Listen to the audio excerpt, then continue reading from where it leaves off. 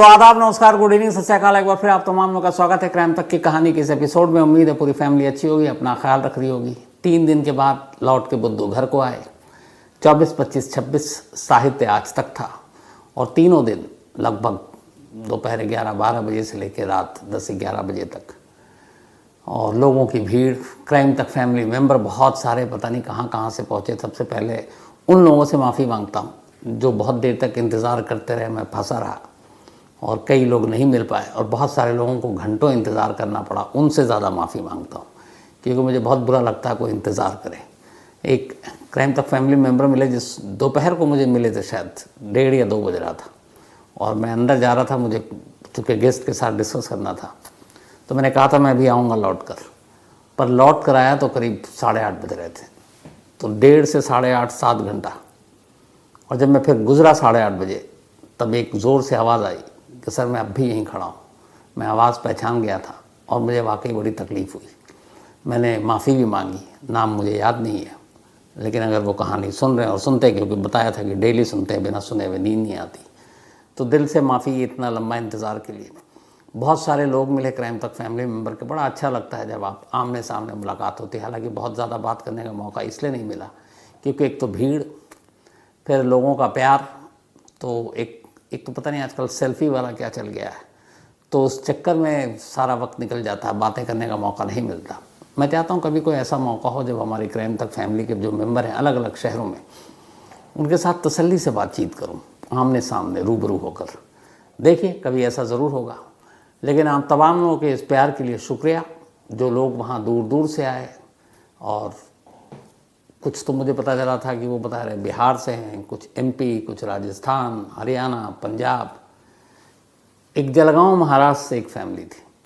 तो ऐसे लोगों के प्यार का कर्जा कभी उतार नहीं सकता हूँ। बल्कि लद्दाख से भी मेरी मुलाकात हुई।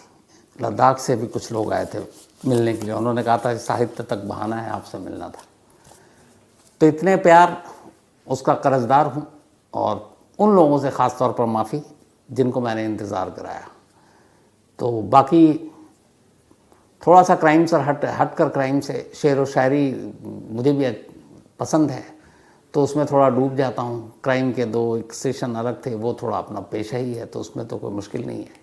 शेर व शायरी की जब आप निज़ामत करते हैं तो उसके लिए बड़ी मेहनत करनी पड़ती है, क्योंकि तमाम दिग्गज बैठे हुए हैं। एक भी शेर ऊपर नीचे हो गया, गलत हो गया, गलत जगह पे पड़ गए, तो आपकी फिर एक तरह से थू थू होने लगती है। और वैसे ही आप बेहद नर्वस होते हैं, क्योंकि पता है आप जो शेर पढ़ रहे हैं वो सब बड़े बड़े शायर बैठे हुए हैं, तो उनके सामने उनके मेयार का भी शेर होना चाहिए। लेकिन ऊपर वाले का शुक्र है सब कुछ ठीक ठाक हो गया। तो 3 दिन साहित्य आज तक में ढंग से बीत गया। अब वापस वही अपने ढर्रे पर, वही कहानियों का सिलसिला, और इसी सिलसिले को बढ़ाते हैं आज की कहानी के साथ।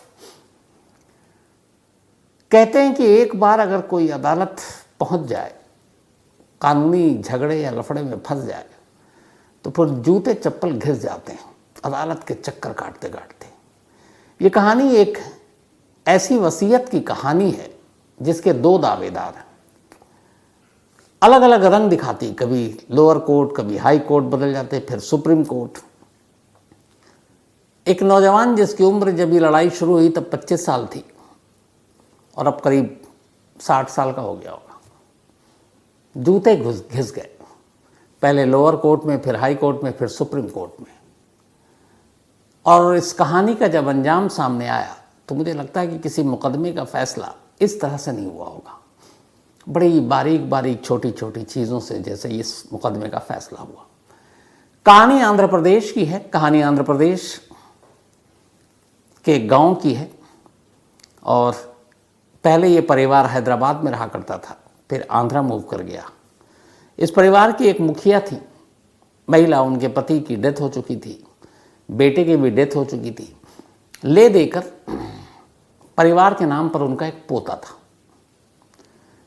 अब इस परिवार का कुछ दूर के रिश्तेदार उड़ीसा में भी रहते थे, तो कई बार आना जाना हुआ करता था।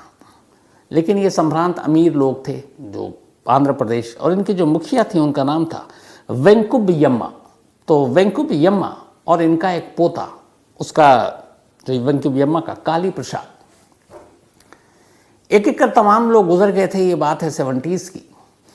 तो वेंको वियम्मा ने अपने पोते को, काली प्रसाद को, बड़े लाडो प्यार से पाला और ये साथ रहते थे। इस दौरान में बहुत सारी उनकी अपनी ज़मीन जायदाद थे, वारिस और कोई था नहीं एक पोते के अलावा। पोता भी कुंवारा पढ़ लिख रहा था। उसके बाद कई ऐसी उनकी जमा पूंजी थी, उड़ीसा में रिश्तेदार थे, तो कई बार वो जाती वेंको वियम्मा उड़ीसा, तो उन्होंने कहा आप यहाँ पे भी कुछ इन्वेस्ट कर दो। तो वहाँ उन्होंने बहुत सारी खेती की ज़मीन खरीदी। इधर आंध्रा में भी उनकी बेशुमार ज़मीन, मतलब अच्छा खासा उस वक्त 70s में लाखों रुपए की प्रॉपर्टी थी वेंको वियम्मा के पास, और वारिस के तौर पर एक अकेला पोता भी अभी जब 24-25 साल का हुआ था। घर गृहस्थी सब कुछ ठीक चल रही थी। पोता भी अपनी दादी से प्यार करता था, दादी भी अपने पोते को बेशुमार प्यार करती थी। तभी 1982 का दौर आया। 82 में दादी ने अपने पोते की एक जगह रिश्ता तय किया और कहा कि अब इसकी शादी कर देते हैं। अप्रैल 1982 में उन्होंने अपने पोते काली प्रसाद की एक अच्छी सी लड़की देखी और उसके साथ शादी कर दी। तो 82 में ये शादी हो गई। जब ये शादी हुई उस वक्त तक, चूंकि इस शादी के लिए उस वक्त काली प्रसाद तैयार नहीं था, उसकी उम्र ज़्यादा नहीं थी, 24-25 साल। उसे लगता था थोड़ा वो और समझदार हो जाए, लेकिन अब उसकी दादी उसके ऊपर दबाव इसलिए डाल रही थी कि उनकी उम्र हो गई थी करीब 70 साल। उन्हें लगा 70 साल है, अब ज़िंदगी का कोई भरोसा नहीं, कब ऊपर वाला बुला ले, तो जीते जी पोते की शादी करा दें, पोते की बीवी को देख लें, पोते के बच्चों को फिर गोद में खिला लें, जो हर परिवार में एक सपना होता है हमारे बुज़ुर्गों का, कि जीते जी सबको खुशहाल देख लें, खुशी के साथ देख लें।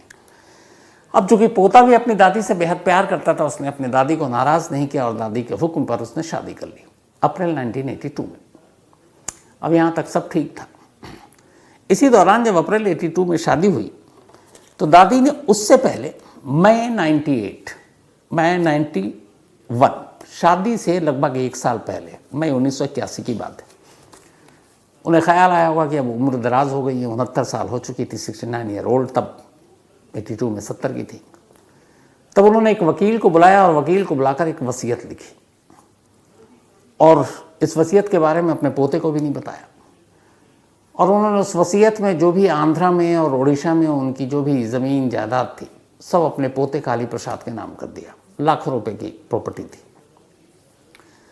तो मई 1981 में ये वसीयत की।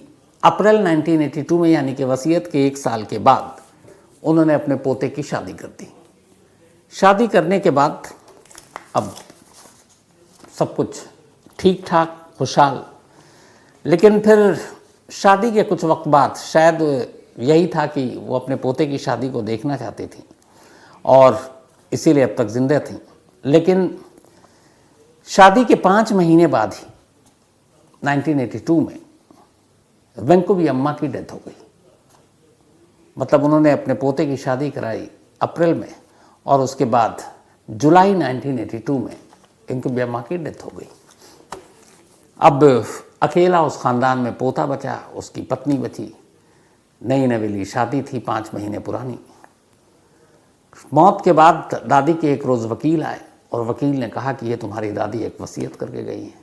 पोते को पता था, वो सीधा साधा, उसे पता था और तो कोई वारिस है नहीं। वसीयत खोला गया तो पता चला हर चीज़ दादी उसके नाम कर गई है। ये पहले से था, इसमें कोई शॉकिंग या चौंकाने वाली चीज़ नहीं थी। अब पोता अपना खुश, सब कुछ ठीक ठाक चल रहा है। लेकिन तभी अचानक एक कहानी में एक ट्विस्ट आता है। जुलाई में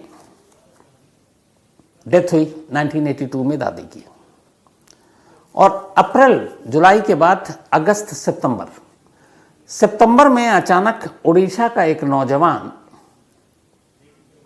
कोर्ट पहुंचता है, उड़ीसा की पहले अदालत में, और जाकर कहता है कि एक वसीयत है मेरे पास और वेंको वियम्मा ने मेरी तमाम अपनी जायदाद मेरे नाम कर दी और मैं उनका गोद लिया हुआ पोता हूँ। अब चूंकि उड़ीसा में भी रिश्तेदार रहा करते थे, वो आती जाती थी, उड़ीसा में इन्वेस्ट कर रखा था, ज़मीन थी, तो उसने कहा भाई ये मामला तो वहाँ का, उड़ीसा की ज़मीन है लेकिन डेथ वहाँ हुई है। तब मामला आंध्रा में पहुँच गया। आंध्रा कोर्ट में एक दूसरा शख्स अपने आप को वेंको वियम्मा का गोद लिया हुआ, बाकायदा एडॉप्शन सर्टिफिकेट के साथ कि ये मेरी गोद ली हुई, तस्वीरों के साथ कि ये जब गोद लेने की जो रस्म थी, ये कैमरे में कैद है, उसके फोटोग्राफ्स हैं। आंध्र प्रदेश के कोर्ट पहुंच गया।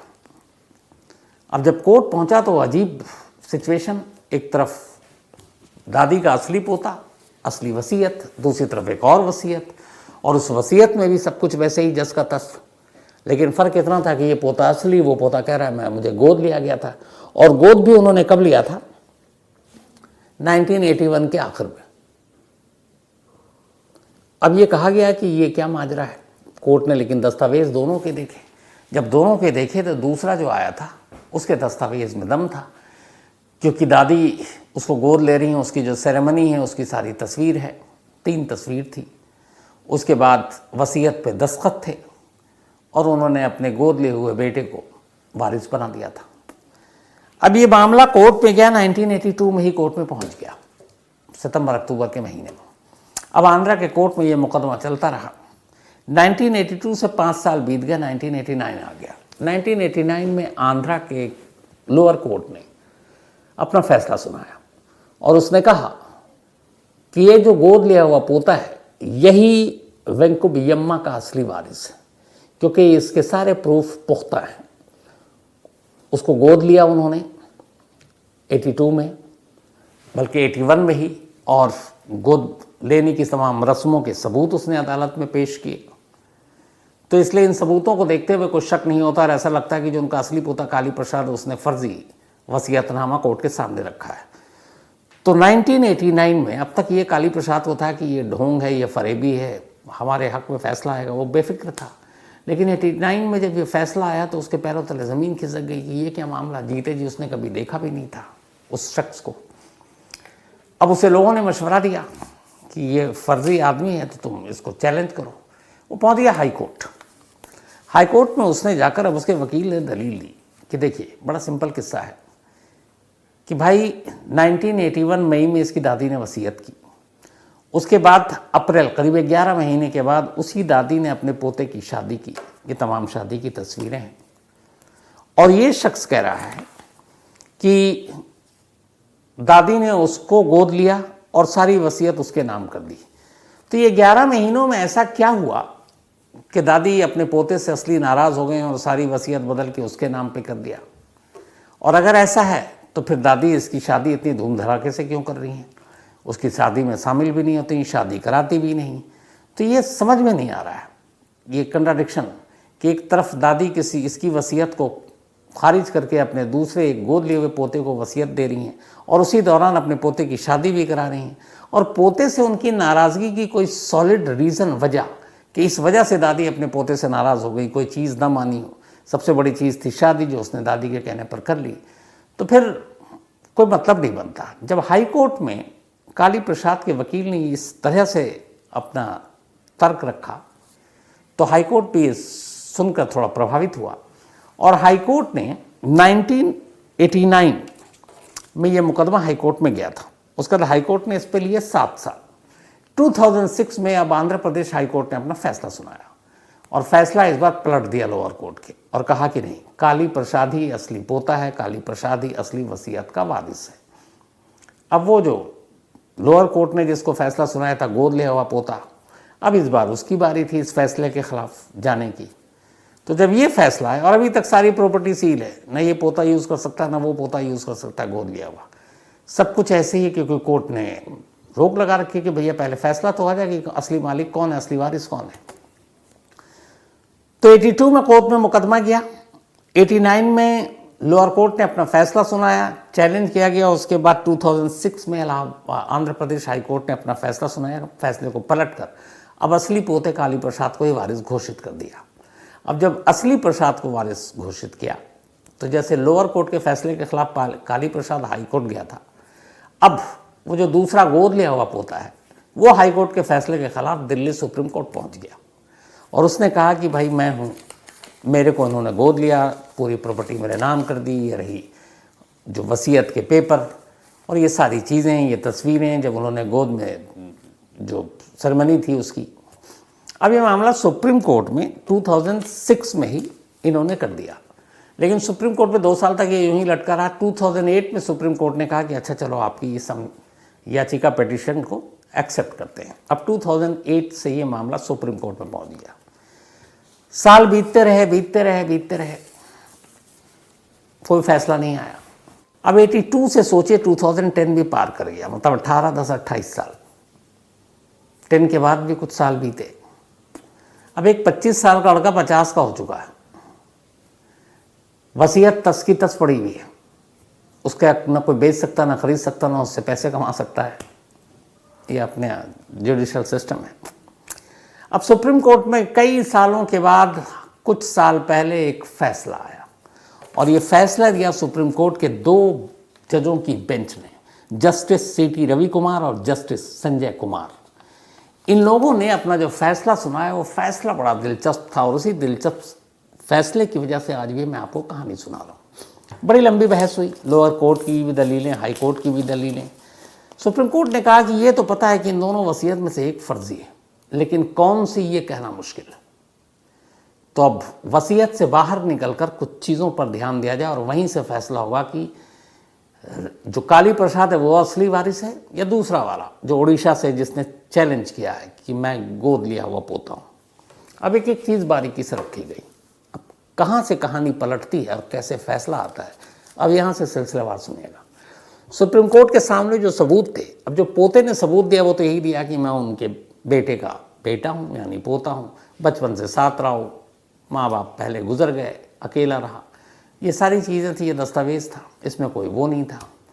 फिर वकील भी आया कि हाँ 81 में दादी ने इसके नाम पे वसीयत की थी, ये भी फैक्ट था। फिर दादी ने शादी कराई, शादी के तमाम सबूत थे, दादी उसमें मौजूद थी। तो ये सारी चीज़ें आई। अब इधर से उसने कहा कि नहीं, उन्होंने हमें भी 82 में गोद लिया, वसीयत की, पहले पोते की वसीयत खारिज करके हमारे नाम की है, और ये रही सारी तस्वीरें जिसमें दादी गोद ले रही हैं और वो सारे फंक्शन हो रहे हैं। अब ये सबूत सामने, ये पता है सुप्रीम कोर्ट को कि इसमें से एक वसीयत फर्जी है। अब उस वसीयत के बाहर निकलकर फैसला सुनाना है।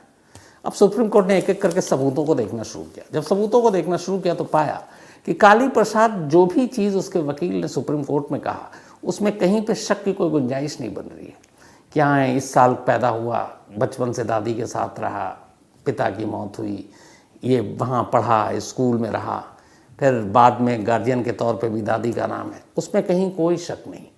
तो अब सुप्रीम कोर्ट ने माना कि ये तो क्लीन चिट है, लेकिन उसमें सिर्फ एक था कि दादी ने अगर इसकी वसीयत की, क्या ये वसीयत फर्जी है काली प्रसाद की। अब उन्होंने उसको साइड रखा, वसीयत को छोड़कर। अब उन्होंने कहा आपने जो गोद लिया हुआ पोता है, ज़रा इसके जो सारे पॉइंट्स हैं, इसके जो इसने उठाया है, जो सबूत पेश कर रहा है कि ये असली वारिस है, इसके सबूतों को देखते हैं।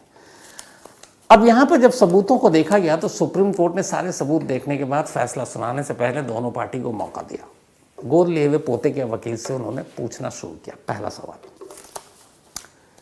ये बताओ कि एक पोता जो 25 साल तक दादी के साथ रहा, जिसकी शादी दादी ने कराई, जिसकी वसीयत दादी ने की 81 में, 11 महीने के अंदर अंदर ऐसी क्या चीज़ हुई उस पोते से कि दादी को अपनी वसीयत बदलनी पड़ी। दादी और पोते के बीच में किस बात पर झगड़ा हुआ, वो झगड़ा क्या था, और क्यों दादी से नाराज़ थी। ये पहला सवाल था।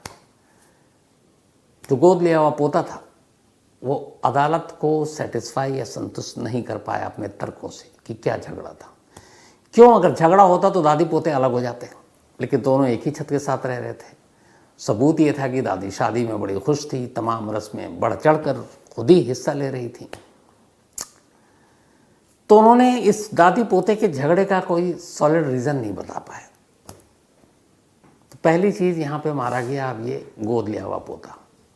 इसके बाद और भी सारे कि तुम अचानक क्यों आए। शादी तक अगर रिश्ता ठीक था तो शादी के बाद ये रिश्ता कैसे बिगड़ा, इसकी भी कहानी बता दो। वो बता नहीं पाए। ये चलता रहा तर्क वितर्क दोनों तरफ से। लेकिन असली जिसने कील ठोकी इस फैसले को लेके वो बड़ा दिलचस्प था। 1982 की एक तस्वीर उस गोद लिए हुए पोते ने अदालत के सामने पेश की। 3 तस्वीरें कुल पेश की। वो तीनों तस्वीर ये थी कि ये बैठा हुआ है और एक गोद लेने के लिए जो धार्मिक तौर तरीके हैं उसी हिसाब से दादी भी बैठी हुई हैं, वो सारी चीज़ें कर रही हैं। तो ये 3 तस्वीर थी इस केस में सबसे अहम सबूत कि ये है कि उन्होंने मुझे गोद लिया। अब वो जो तस्वीरें देखी तो अदालत ने पूछा कि ये तस्वीर किसने खींची। तो उन्होंने कहा हमने गांव के प्रोफेशनल फोटोग्राफर को बुलाया था। कि वो तस्वीर को देखकर लग भी रहा था कि आम आदमी, और 1981-82 आपको पता है हर हाथ में कैमरा भी नहीं हुआ करता था। उस वक्त वो कोडाक और वो सारे रील का दौर हुआ करता था, तो मोबाइल से फ़ोटो खींच लेते। तो उन्होंने कहा हाँ ये तो तुमने सही कहा कि ये प्रोफेशनल फोटोग्राफर ने फ़ोटो खींचे, बट एक बात बताओ कि कोई भी शख्स, कोई भी फंक्शन होता है, कोई भी चीज़ होती है, शादी ब्याह और भी, तो जब प्रोफेशनल फोटोग्राफर को आप हायर करते हो, ऑलरेडी आप उसे पैसे दे रहे हो, तो उसने सिर्फ 3 तस्वीर क्यों खिंचाई? सिर्फ 3, और वो भी दादी के साथ उन रस्मों के जिससे पता चल रहा है कि तुम अब दादी तुम्हारी तुमको गोद ले रहे हैं। तो ऐसी सिर्फ 3 तस्वीर क्यों? इसके दाएं बाएं और बाकी चीज़ों की तस्वीरें कहाँ हैं? इसका वो जवाब ही नहीं दे पाए। उन्होंने कहा ये बड़ा बेसिक है कि अगर आप प्रोफेशनल फोटोग्राफर को बुलाते हो तो आप बहुत सारी तस्वीरें खिंचाते हो। हम ये नहीं कह रहे कि आप 100 खिंचाओ, 5-6 तो होनी चाहिए, 10 तो होनी चाहिए, सिर्फ 3, और तीनों एक ही चीज़ की तस्वीर है कि ये गोद लिया जा रहा है। उन्होंने कहा चलो ये भी हो सकता है तुम्हारे पास पैसे कम हो, इतना ना दे सको प्रोफेशनल फोटोग्राफर को, यह अदालत ये भी मान लेती है। लेकिन एक चीज़ समझ में नहीं आ रही, ये जब तस्वीर थी और जो गोद भराई हो रही थी, मतलब गोद लिया जा रहा था, सेरेमनी थी जो एडॉप्शन की, ये उड़ीसा के एक बहुत इंटीरियर गांव की कहानी थी। उसने बताया था, उस गांव का नाम भी है और तारीख़ भी बताई थी कि 82 इतने तारीख को वो जो एग्जैक्ट उसने किया था, अप्रैल 1982 एडॉप्शन की जो तस्वीर थी उस पर जो डेट था, ये एकदम गांव की। तो अदालत के सामने वो 3 तस्वीर, उसके बाद तीनों तस्वीर देखकर उन्होंने कहा कि जब ये तस्वीर खींची गई तो वेंकुबियम्मा की उम्र 70 ईयर थी, 70 साल। तो उन्होंने कहा एक बात बताओ, क्या तुम्हारे गांव में जहां तुम रहते हो वहाँ कोई इस तरह का सैलून या पार्लर है जिसमें हेयर डाई करने के लिए महिलाएं जाती हैं? क्या इतना एडवांस वो गांव है? 80s की बात हो रही है। तो पहले तो जो गोद लिया हुआ पोता, उसके वकील को अदालत की बात समझ में ही नहीं आई। उन्होंने कहा नहीं ऐसा कुछ नहीं है हमारे यहाँ, तो कहाँ, ये सब शहरों में, ये सब शहरों के चोचले हैं, हमारे यहाँ तो ये है ही नहीं। बोला अच्छा तुम्हारे गांव की जो महिलाएं हैं जो 50-60 पार कर जाती हैं, 70-80 की दहलीज पर हैं, क्या वो बालों में रंग मंग लगाती हैं, डाई करती हैं? तो अब भी उससे कुछ समझ में नहीं आ रहा। उसने कहा नहीं जी गाँव में ये सब नहीं होता। गाँव उस दौर में कहाँ कलर वलर कोई लगाता था, बल्कि बहुत सारे कलर तो निकले भी नहीं होंगे जो आज के दौर में हैं। होंगे शहरों में, गांव में कहाँ होता था। मुझे याद नहीं, मेरी ही फैमिली में कभी किसी, मेरी दादी, नानी, ताई, चाची, जितने लोगों को मैंने बुज़ुर्ग देखा, मुझे याद नहीं है कि कोई डाई करती होंगी, कोई नहीं। मुझे लगता है आप में से भी जितने लोग हैं शायद यही यादें होंगी आपकी भी। तो उसने कहा नहीं जी गाँव में तो करती नहीं। तो उसने कहा अगर नहीं करती हैं तो ये बताओ कि ये जो तीनों तस्वीर हैं इसमें तुम्हारी दादी वेंकुबियम्मा की बाल एक भी सफ़ेद क्यों नहीं है? अब ये भी आप कह सकते हैं कि ज़रूरी नहीं है कि बहुत सारे ऐसे लोग हैं जो 80 साल की उम्र में भी उनके बाल काले रहते हैं। अब तो बहुत सारे पॉल्यूशन और इन सब चीज़ें हैं, तो आप ये नहीं कर सकते डायरेक्ट कि बाल काले नहीं हो सकता 70 साल की उम्र में, ज़रूरी है कि कलर करें। लेकिन यहाँ एक पेंच था। पेंच ये था कि जो काली प्रसाद ने सबूत पेश किए थे शादी के और बाकी चीज़ों के, उन सारी तस्वीरों में वेंकुबियम्मा के बाल सफ़ेद थे। तो इसका मतलब हुआ कि उनके बाल सफ़ेद थे। उनके वकीलों ने भी बताया, न सिर्फ बताया बल्कि वो तस्वीरें पेश की काली प्रसाद की शादी की, और उसमें वो सफ़ेद बाल में दिख रही हैं। लेकिन जो इधर गोद लेने वाले रस्म की तस्वीरें थी उसमें सारे बाल काले थे। तो ये पूछा गया कि ऐसा नहीं है कि उनके बाल काले थे, उनके बाल सफ़ेद थे। इसीलिए पूछा कि क्या तुम्हारे गांव में कोई ऐसा पार्लर, सैलून है जहां वो हेयर डाई कराने के लिए जाती थी, या हेयर डाई तुम घर पर लाए थे? इसका जवाब नहीं मिल पाया। और तब अदालत ने सिर्फ इस एक बालों के रंग पर अपना फैसला सुनाया कि ये जो गांव का बंदा आया है, ये जो बोल रहा है कि हमारी गोद लिया गया था, ये झूठा है, मक्कार है, फरेबी है। असली वारिस काली प्रसाद ही है। और सुप्रीम कोर्ट ने अपना फैसला सुनाया उसके हक में। सारे जो प्रॉपर्टी फ्रीज थी सब पे से रोक हटाई गई। काली प्रसाद आज भी आंध्रा में है और अब वो सारी प्रॉपर्टी का मालिक है। उसने जो खबर थी शायद उड़ीसा के, उसने जो भी ज़मीन वमीन थी वो उसने बेच दी। अब तो उसके बच्चे भी बड़े हो रहे हैं। लेकिन सोचिए, एक वसीयत और कुछ प्रॉपर्टी के लिए 1982 से एक मुकदमा चला और 2010 के बाद तक चलता रहा। एड़ियाँ घिस गई, जूते फट गए, चप्पल सिलवाने की नौबत आ गई होगी। तो ऐसे फैसले और ऐसने देरी, और ये भी देखे कि अपनी पूरी जवानी ही लगभग निकाल दी काली प्रसाद ने इस कोर्ट कचहरी के चक्कर में। इंसाफ मिला लेकिन बहुत देर से मिला। और कमाल है इन दोनों जो जजों की बेंच है जिन्होंने ये बारीक सी चीज़ पकड़ी, एक बाल के रंग से पूरे मुकदमे को पलट कर रख दिया। तो ये थी आज की कहानी।